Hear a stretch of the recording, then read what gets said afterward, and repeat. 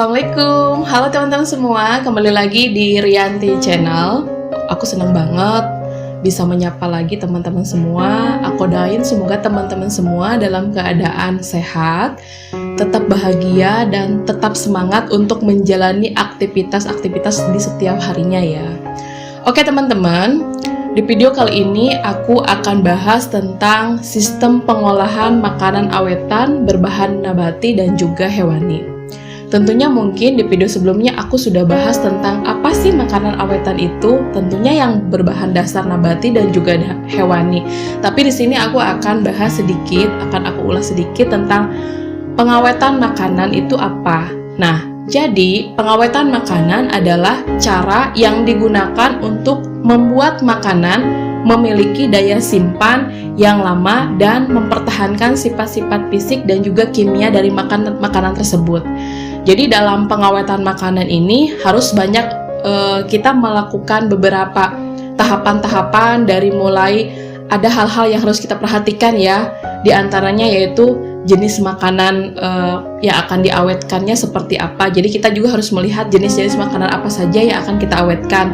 Terus yang kedua, keadaan bahan makanan. Terus yang ketiga yaitu cara pengawetan makanan yang akan kita lakukan. Apakah kita mau melakukan dengan cara tradisional atau mungkin kita kombinasikan dengan cara modern.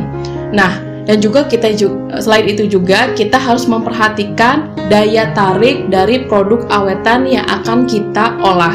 Jadi kira-kiranya produk yang akan kita pasarkan, yang akan kita distribusikan nanti itu memiliki daya tarik enggak ya untuk konsumen. Tentunya kan kita sudah melakukan dulu riset pasar ya, sehingga kita bisa tahu apakah daya tarik dari produk awetan yang kita produksi ini memiliki nilai jual tinggi atau tidak.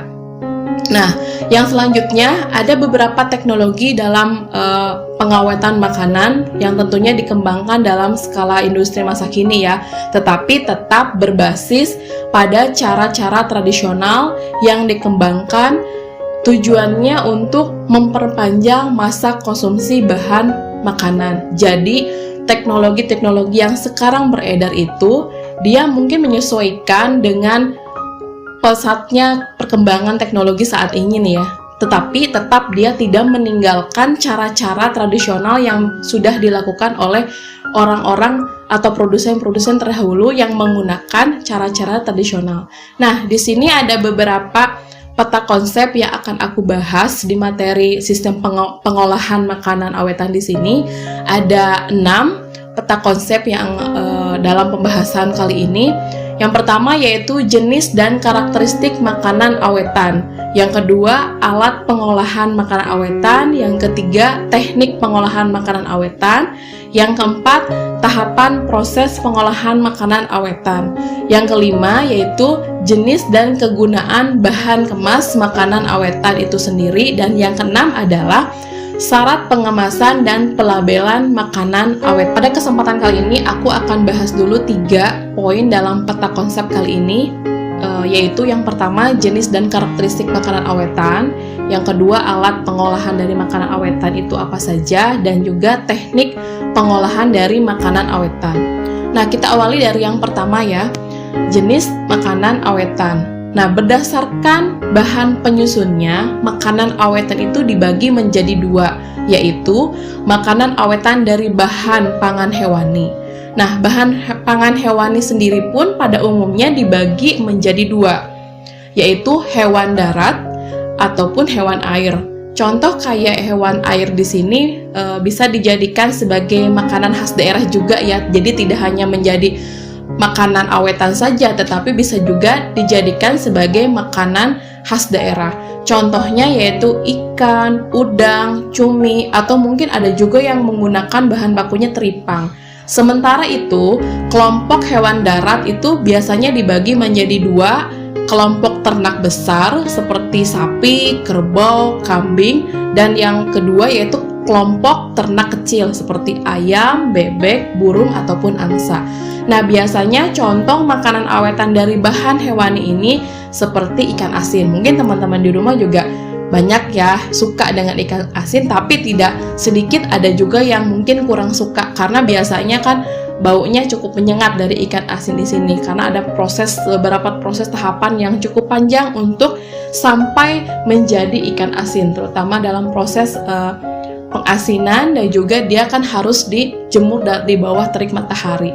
Nah, contoh yang kedua yaitu makanan awetan dari bahan pangan nabati.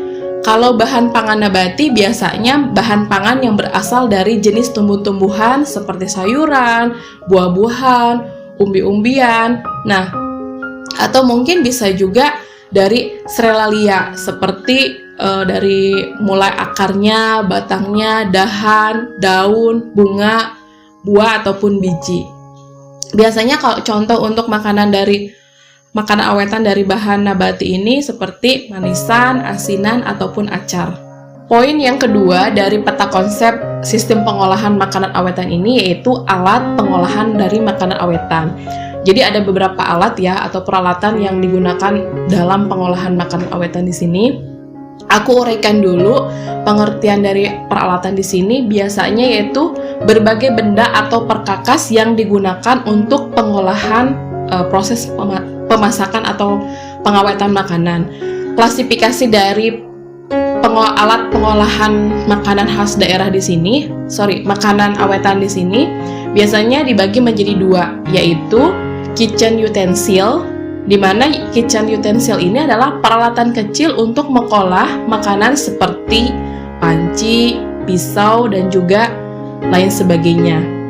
Nah, biasanya peralatan kecil ini dibagi lagi menjadi 3 kelompok, yaitu peralatan dari baja, maksudnya bahan bakunya itu dari baja, ada juga dari stainless, ada juga dari aluminium ataupun tembaga, atau bisa juga peralatan itu berbahan dasarnya yaitu dari kayu ataupun plastik. Jadi peralatan kitchen utensil ini juga dibagi menjadi 3 ya teman-teman. Ada peralatan dari bajanya, peralatan dari stensil, aluminium, terus juga tembaga, atau juga dari kayu dan juga plastik.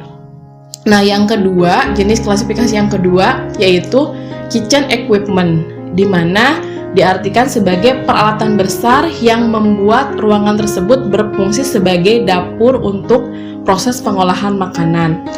Contohnya seperti oven, kompor, dan lain sebagainya. Nah, dalam peralatan besar di sini pun dibagi menjadi 3 kelompok, yaitu peralatan listrik, terus juga peralatan yang berbahan dasarnya menggunakan gas, dan juga peralatan mekanik. Maksud mekanik di sini yaitu peralatan dapur yang menggunakan mesinnya itu sendiri sebagai sumber penghasilnya digerakkan secara manual. Ya, jadi untuk alat pengolahan makanan awetan ini dibagi menjadi 2, yaitu kitchen utensil dan juga kitchen equipment. Nah, yang ketiga, poin ketiga dari peta konsep pengolahan makanan awetan dari bahan dasar nabati dan juga hewani yaitu dibagi menjadi 2 juga. Ada teknik pengawetan secara fisik dan juga ada teknik pengawetan secara kimia. Contoh teknik pengawetan makanan secara fisik yaitu seperti proses pengeringan, terus juga proses pengawetan suhu dengan suhu rendah, terus juga ada proses pengemasan, terus ada proses pembuatan tepung.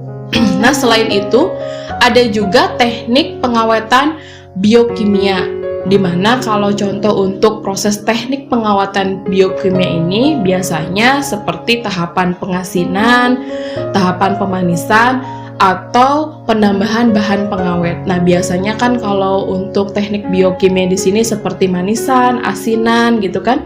Nah, ada juga yang menggunakan seperti bahan-bahan tambahan pengawet yang lainnya. Tentunya bahan pengawet di sini sudah lulus uji dari BOPM ya, maksudnya dari Badan Pengawasan kandungan-kandungan bahan pengawet yang mungkin itu sangat aman bagi ketika dikonsumsi oleh tubuh manusia. Artinya kita tidak menggunakan bahan pengawet yang seperti mungkin kalau si produsennya tidak jujur atau si penjualnya itu memang dia tidak tahu etika bisnis ataupun cara-cara dalam teknik pengolahan mungkin bisa menggunakan bahan pengawet yang asal aja seperti boraks gitu. Ada juga yang bahan pengawet untuk awetan mayat gitu kan, sebenarnya itu kan tidak aman dikonsumsi.